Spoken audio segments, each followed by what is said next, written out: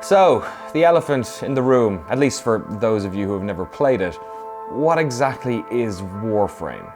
At its heart, Warframe is a loot shooter. You play short levels really fast to gather items that help you unlock new Warframes. These Warframes are varied around combat and elemental themes, allowing you to use entirely different powers, weapons, and ways of movement. Some are melee-centric, others utilize magnesis, electronics, or spores. One Bard class plays music to buff other players, music that can be written using an in-game sequencer. You can play single-player or co-op. There's a PvP component, an open-world area, clans, a story, customizable pets, frames, ships, and loads more. The Warframe of today is strange and varied, a bizarre game built atop the foundations of a very different experience. So to understand the game as it exists today, we must first go back to that early prototype, to a Digital Extremes that had 9 months to make a free-to-play experience that might just save the company. So our company was focused on finishing up publisher stuff, pitching new stuff, things that were getting canceled, stuff like that. It was kind of imploding, right? It's no fault of the people that worked on those things. I mean, the ebb and flow of the economy, a publisher has a bad quarter, who's the first to go? Well, the contractors, and that's us. So that 9 months was trying to build as many of the beginning Warframes as possible so that we could have, a minimum set, and then trying to invent an infrastructure for this kind of so-called back end, because we have MMO light features, account persistence. None of that stuff we had any understanding of.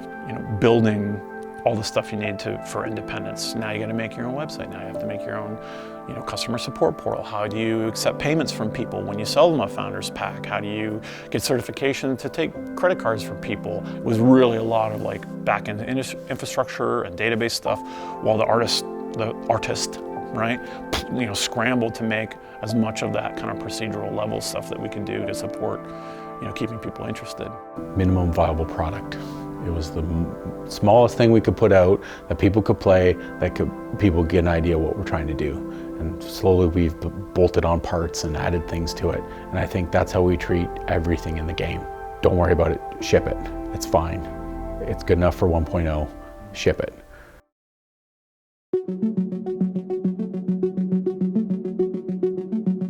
My name is Rebecca Ford, and my current job title is Live Ops and Community Director. Cool. Current job title. What was your first job title? Community, no, I think it was just intern. Okay. So that actually is true. Intern would have been the first one. I started my internship in January of 2011. Cool. Had you ever worked in the industry before? I was still in third year of university, so I sort of just came and never left. Did you finish university? I did. Okay. I did. No one ever asked for proof, but I did. It's true. When I first started, we were finishing The Darkness 2, so that was just sort of at the tail end of development, and I didn't have a role in any of that really. I just kind of came to the studio and figured where I could help. So I was doing launch parties for the products and just general office things, stuck around, and then Warframe really started becoming a reality in early 2012, so just mentally, and then it really hit the ground in around July, and I knew at that point that this would have been an opportunity, and luckily the people that I worked with felt the same way, so they were like, yes, this will need community support, and I was like, yes, I will do this. So pre-Warframe, was there a community team? No. Okay. And when did you figure out that, oh shit, we need a community team? Probably when we realized we were going to do it all ourselves. Not only do we need a community, we probably need to support these people. So I started the support community, forums, all that stuff. I think we were I don't want to use the word desperate, but I'm kind of going to. We were so desperate for this to work that we wanted to be in the thick of it as this alpha phase was happening. So we wanted to see what the problems were, where the issues appeared to happen for the game, for the bugs, for all these things. And it really just had us glued to our communication outlets, which would have been the forums at the time exclusively, just watching. Rebecca joined the team and helped in any way she could, even going so far as to voice the character of the Lotus, Warframe's space mom who guides the player throughout their time in the game. The closed alpha was launched and the team kept a watchful gaze on feedback. Through emails and forum posts, they zeroed in on what bugs they needed to fix, what powers felt imbalanced, all while adding in new meshes for the Warframes.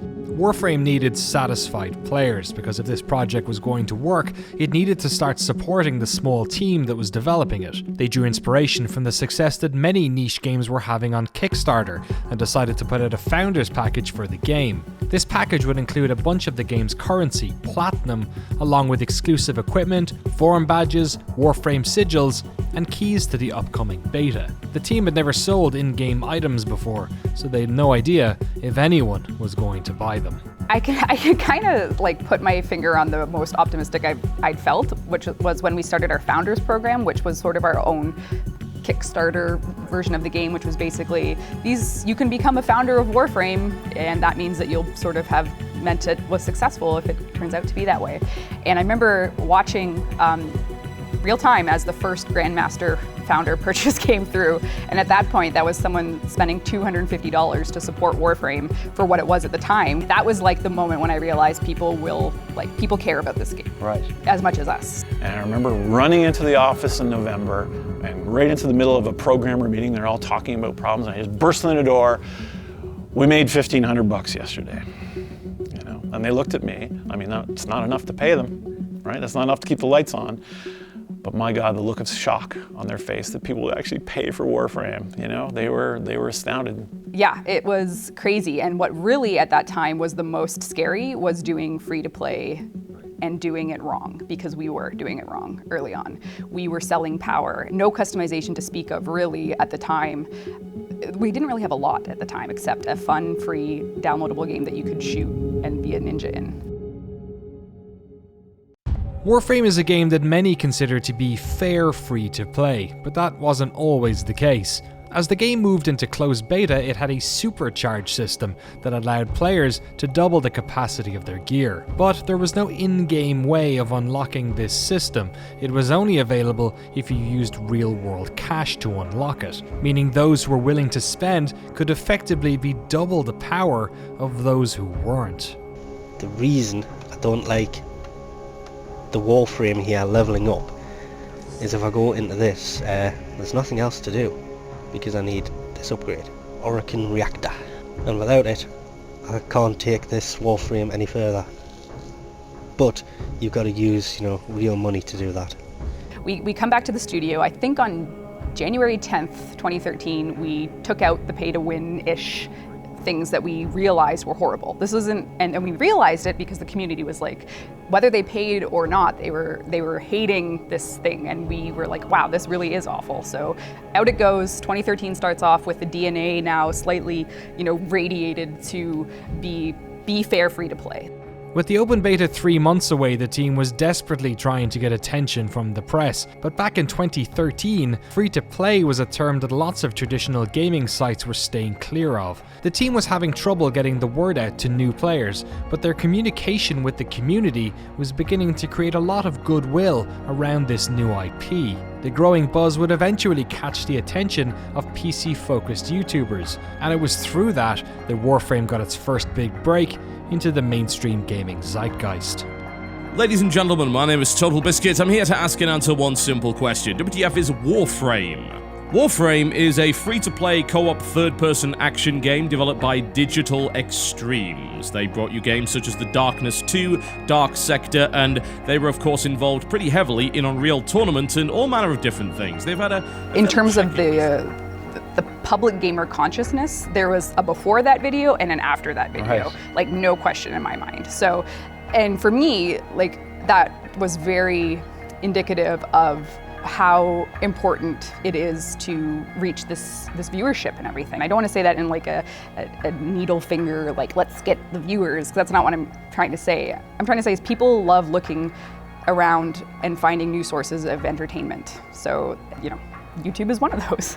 Certainly potential involved in Warframe, definitely. It's a very high fidelity, obviously kind of AAA quality, free-to-play game. But it, I think, has a long way to go before it can really define itself as absolutely top tier and really have the content that's going to keep people playing for longer than a couple of days. With more players coming through the door than ever before, the open beta launched on March of 2013, with 8 playable frames and hundreds of bug fixes, quality of life updates and balance improvements. The team was preparing to launch the game on Sony's new console, the PlayStation 4, but that wasn't going to market until November of that year, and free-to-play on consoles was an unproven market. At this stage, Warframe was only available through the basic web portal that the team had set up, so they realized it was probably about time that they turned on a certain valve. We're now at this point where we can tread water and keep trying to build it. But it was really tenuous. It felt go, no go, right? There's laws about if you need to lay people off, you have to give them a severance. And that comes out of this reserve, right? So there's a point where you are really gonna screw people over if you go right to the limit. So yeah, it was extremely nerve-wracking. And it kind of got its feet under itself to support itself, just as we were running out of money. And so it launched, and we saw it did well. And then it wasn't until we launched on Steam that we knew we were saved, because we knew leading up to the Steam launch it was making enough money to sustain a small team, but we were 250 people. And so it's like we're sweating. It's like, okay, so let's turn on Steam and see how many people we can support. And we turned it on, and it jumped. I remember every day I'd get up and I would check our rudimentary stats to see, how much had we made for the previous day, with the hope that at some point it would be enough to maintain the team that we had on it, or at some point it would be enough to maintain the studio. And I don't remember how many days it was that it wasn't. It felt like a really long time, but I really remember the day that we did. Like, I remember waking up in the morning, I'm yelling in the living room. My wife came out and she's just like, what's going on? I'm like, look, Warframes actually can support the studio. And I was like, oh, okay. Well, now the problem is not just survival. The problem is retention and keeping them coming back and growing the content. And we have one level in the game, like, let's fix that, that kind of thing. That was a big shift, at least in my mind, was when the big Steam audience came. Warframe was making money, a lot of money, enough that for the first time in 2 decades, the spectre of work for hire was no longer giving the executive team nightmares. But Digital Extremes had wandered into the problem that Steve had been warned about a year earlier. How was this game going to retain people? Free-to-play is a fickle beast, and while PvP games tend to keep people longer, PvE lives and dies on the amount of content available. Well, it turned out that the studio's biggest financial crutch, their large staff, was now their unfair advantage. Not only did they have 250 more people to work on the game now, but these weren't new hires brought in to help the game grow. These were veterans, folks who had made good video games, colleagues, friends, neighbours, people fighting not only for their livelihoods, but for their lives in London, Ontario. Digital Extremes had caught lightning in a bottle, and there was no way the team was going to let Warframe fail. They listened to the community and started adding new stuff immediately. That year saw clans get added to the game, new Warframes are coming out, there's more places to play, and then we have our sights set on launching on PS4. We had very humble beginnings with this game. Like I said, it was going to be that kind of Space Ninjas raiding ships, and then we kind of started to see that players liked hanging out in the game. So we started expanding. We started making custom tile sets for each of the enemy factions. We started expanding the enemy faction types, putting tile sets on specific planets to kind of get a better sense of the solar system exploration that we kind of had lightly touched on. I think certainly when we expanded our customization, that was a huge part of what made people like the game better, just at a visual level. When we redid the melee system and the parkour system, those overhauls were particularly well received. The movement in Warframe was originally pretty similar to most other third-person action games, running, jumping, and sliding. But a movement exploit known in the community as Zoran coptering allowed players to catapult their frames great distances. It fundamentally changed the way the game was played, but instead of nerfing this exploit, the team saw that the community was trying to tell them something. Bullet jumping was brought in a way to traverse the levels quicker because players really loved what they called coptering, which was the movement was tied to the slide of a weapon. So certain weapons were really good at this because they had a very quick transition time, so they would fling you across the level. And some of these guys got insanely good and could basically traverse some of the biggest tiles in the game in basically one swing. And I was like, wow, it's kind of game breaking, but we love that they love the flow of that. So instead of just nerfing that and moving on and going, no, you can't do that, we kind of embraced it and brought it into the core gameplay, but in a more controllable way. And I think that's kind of been the philosophy, is like the community latches onto things for a certain reason. Instead of just smacking their hands saying, no, that's not my vision, it's like, how can we embrace that and how can we bring that into the game and not just remove it outright. For the core gameplay, I think it's been an evolution of things that the community has wanted, things that we've wanted, and the marrying of those two things. Reading the reaction to the community has been critically important for the success of Warframe. Hotfixes would come sometimes 2-3 times a week, adding new content, fixing bugs, changing the user experience. This balancing act between adding new content and fixing issues the community has is a constant back and forth battle the team has struggled with, and they found that the revenue the game makes from in-game purchases can be matched to how popular the latest content drop is. The better the update, the more players play, the more money the game brings in.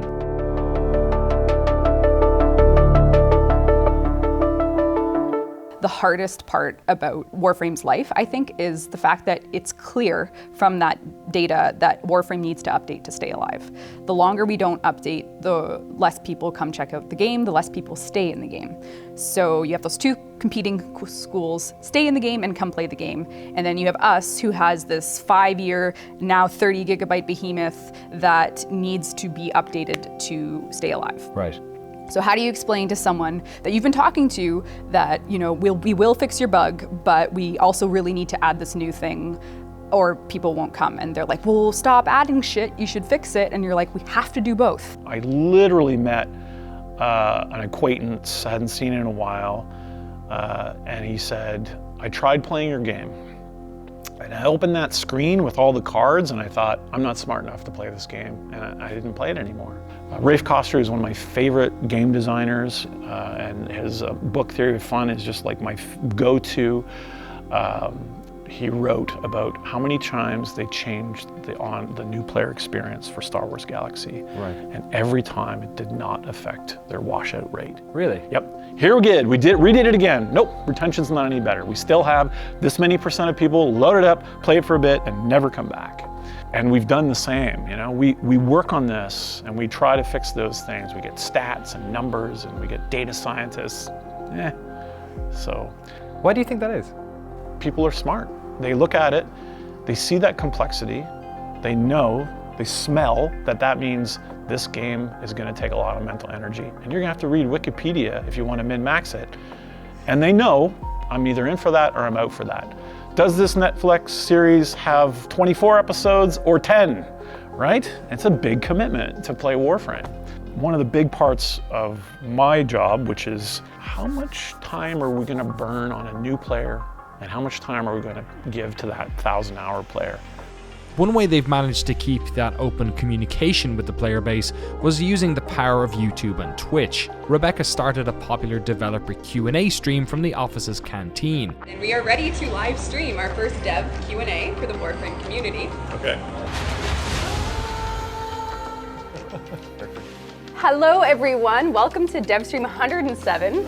Yay. This is also our 5th anniversary of DevStreams. We have been streaming since the end of February 2013. It is now 2018. So if you've... That's not true. Yeah, it is. If you've tuned into all 107, then way to go. You've made it to more than all of us, I think. They started an annual fan festival called TennoCon, where players of the game travel to London, Ontario to attend panels, hang out, and meet their fellow Tenno. They even created a way for fans to sell their own frames and weapon skins. This program, called TennoGen, has earned some members of the community enough money that they've been able to get off unemployment benefits. They have a partner program where they support 200 content creators who stream and upload videos about Warframe. They have a weekly community show called Primetime, and 2 of Rebecca's community team members, Megan and Danielle, run console-specific streams every week. They use the Twitch Drops program, which enables players of the game to get free in-game goodies when they watch Warframe streams. Over the course of Warframe's life, this community has grown organically. Some play all year, some are newbies, others are returning veterans. but the cycle of players is always tied to new content. So to try and keep things fresh, every once in a while, the team throws a curveball. What was happening was we were doing our routine, and Warframe's routine is great and it lasts, and it has sometimes, I think it has a saturation point of people needing a pivot for Warframe. So the 2 years prior, the pivot was cinematic quests, right? It came out of nowhere. No one was sitting there saying, I want a story that's gonna surprise me.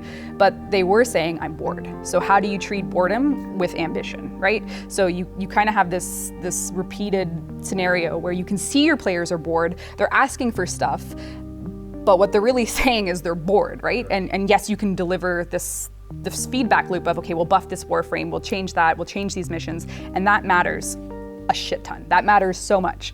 But to treat the boredom at a different level, you need to shock and awe. Right.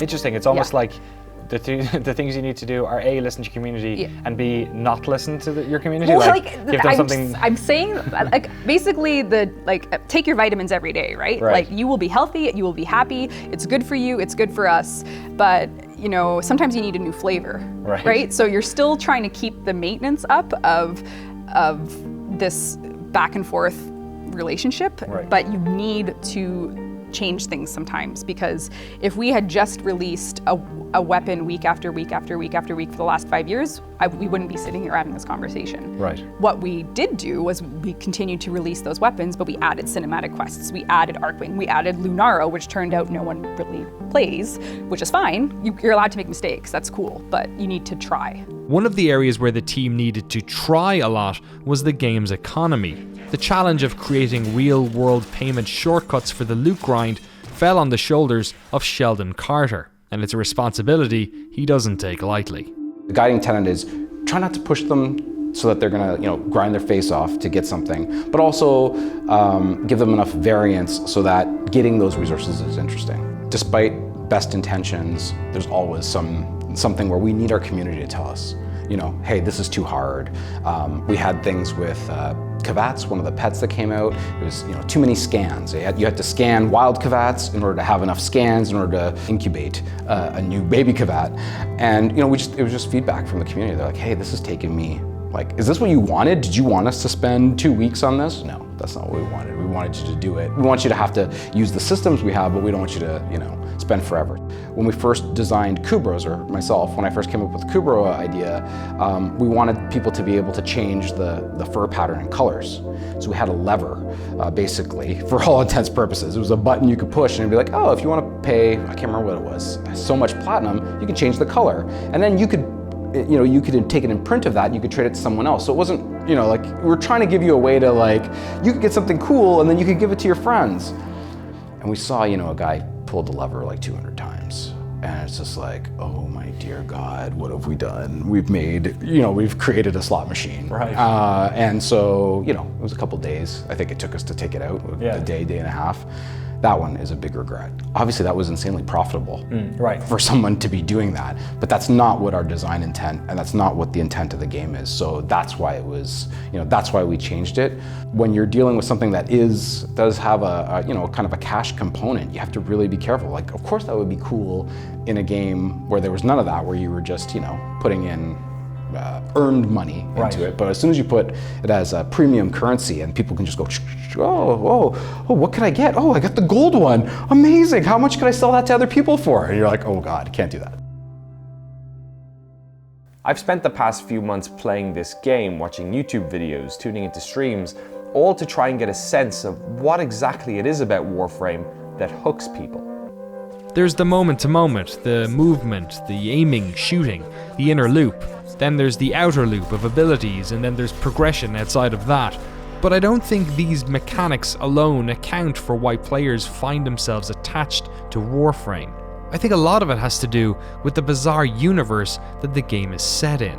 When the team originally designed this game, Mike Brennan, the lead artist at that time, didn't pull his sci-fi inspiration from Hollywood. Instead, he looked towards Europe and the work of acclaimed French cartoonist Moebius. Then there's the story of this game, a mix of unfinished ideas Steve had that has evolved over the years. Then there's the movement of the game, which came from a weird bug. The lore of the game, the design of the biomes and tile sets, all of this came from ideas the team had later, built atop the humble foundations of that early prototype. What this all has led to is that the game looks and plays like no other video game. Warframe is a weird looking game. It's as beautiful as it is bizarre, and I think that's the surprise element that hooks Warframe players. We do deliberately put a twist on everything we put into the game, whether it's even just as simple as the terminology.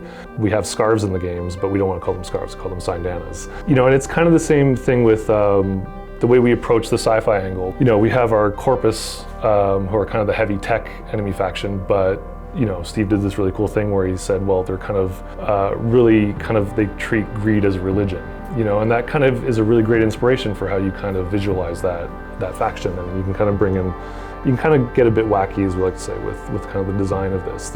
We don't really have a lot of restraint for how far we push things in Warframe. It's really fun, actually, as a result. And even down to like vocabulary that's used. Like, yes. You don't just use the word like cat for your like cat-looking. No, it could not be a cat. Right. It's a kavad, of course. That's one thing that we've tried. Like, there is no internal gospel of Warframe, but if there was, one version of it would have the entry of give everything a Warframe name. Right. And you can kind of see how that happened over time. Like early on, we had, one of our amazing programmers naming our weapons. Like the sniper was just called the Snipetron, and it still is. Like that's still in game. But now you see like names that are appropriate for each faction, and like the Corpus names are Plasmor and like really sort of techie sounding, and then the Grineer ones are like the Stubba and the Stug and like just like more visceral sounding.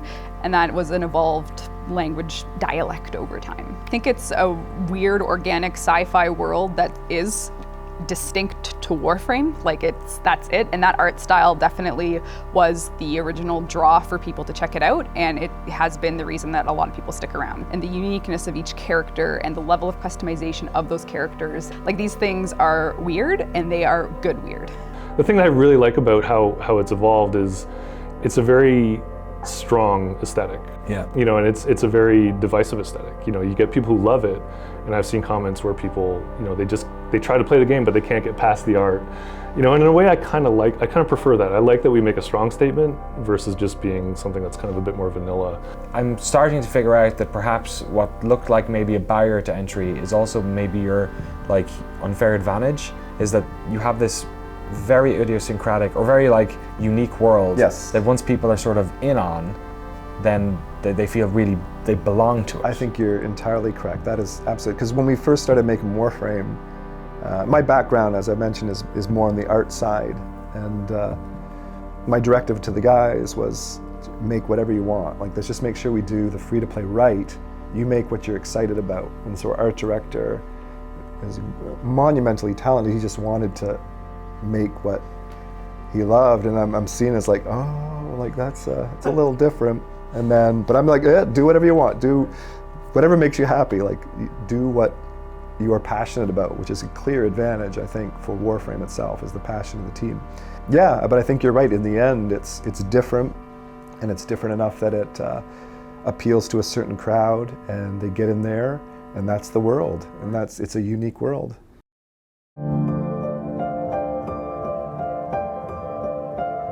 Warframe's world continues to evolve. There are communities of players within the game who write wiki articles on how best to min-max your frames.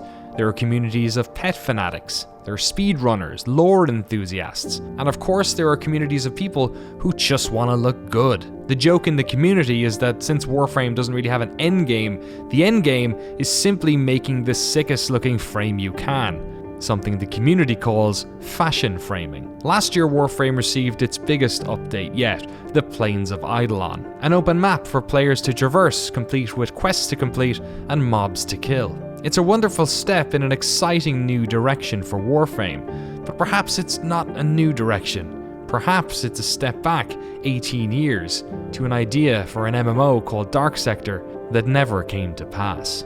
I think you could easily make a case for we're on Warframe 3. Like if this was a traditional cycle, I'd say what was there in 1 The things that are there are, you are the Space Ninja, but God, I mean, there's Tenno now. You can play out in open landscapes. It was a corridor shooter. You can fly around, you know, you were grounded. The amount of weapons, I mean, the game has just constantly evolved, and it still evolves now. It's a lot of fly by the seat of our pants. It's a lot of like building the tracks as we're racing down, barreling, you know, towards it. You know, we have a destination in mind. When we're going to get there, we're not exactly sure, but there's definitely long-term goals, but a lot of the short-term stuff is kind of, you know, made up as we go. It's not always an easy 5 years, and it's the best 5 years of my life, no matter what. Like, I'm not saying this is grim or anything, but to have a community that feels listened to is probably, I feel like it's a part of my life that I'm very proud of, but I also understand that not everyone always feels listened to in every industry, in every game, and it's really, you know, it's really something special that I hope we can continue to do well. Warframe is what it was, and now it's grown in a really, really interesting way that was super compelling to the fans. And I'm sure there's going to be a lot more of that kind of stuff coming. So it'll be really interesting to see how the game evolves and what it becomes, because it's with so many people working on it and with such an expandable concept for a game, or expandable premise, who knows where it could go, but it'll become bigger and really, really interesting. The thing I'm most proud of with Warframe is the change, and is the castle built on those ruins. Like, we added fishing to the damn game, right? So we can get back almost to those completely infeasible dreams we had with the MMO Warframe, or well, it was called Dark Sector back then, but we can get back to those ideas and try kind of more weird things.